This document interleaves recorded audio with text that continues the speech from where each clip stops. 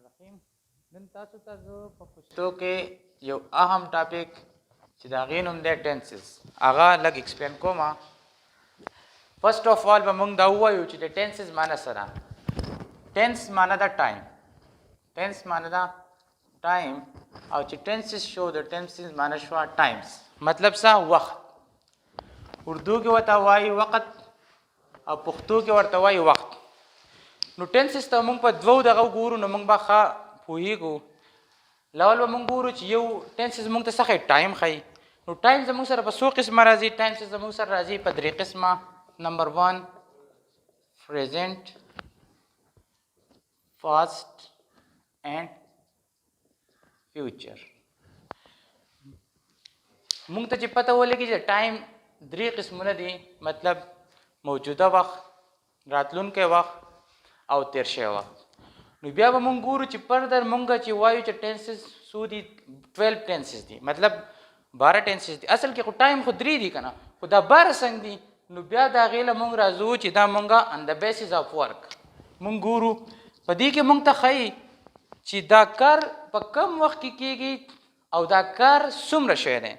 موږ ته ورک ښایي چې ورک دا څومره شوی. مثلا بیا زموږ سره راځي ورک څومره شوی دی، نو هغه موږ ته څلور چې کوم دي الاولنی پکې دی انډیفینټ. بیا زموږ سره راځي کانټینیوس، دریم کانټینیوس. بیا زموږ سره دی پرفیکټ، او زموږ سره بیا دی پرفیکټ کانټینیوس. نو سمپلی دا به رټې نه لګوئ، کنسپټ باندې په طور باندې به دا موږ یادو. ټایم زموږ سره درې قسمه دی، پریزنټ، پاسټ او فیوچر.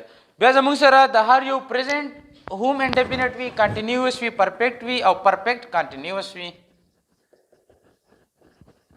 دغه شانتې به د پاسټ وي، دغه شان به د فیوچر وي.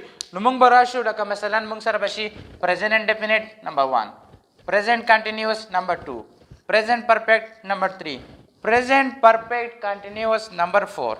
دغه شانتې به زموږ سره پاسټ انډیفینټ نمبر 5، پاسټ کنټینیوس نمبر 6، پاسټ پرفیکټ نمبر 7، پاسټ پرفیکټ کنټینیوس نمبر 8.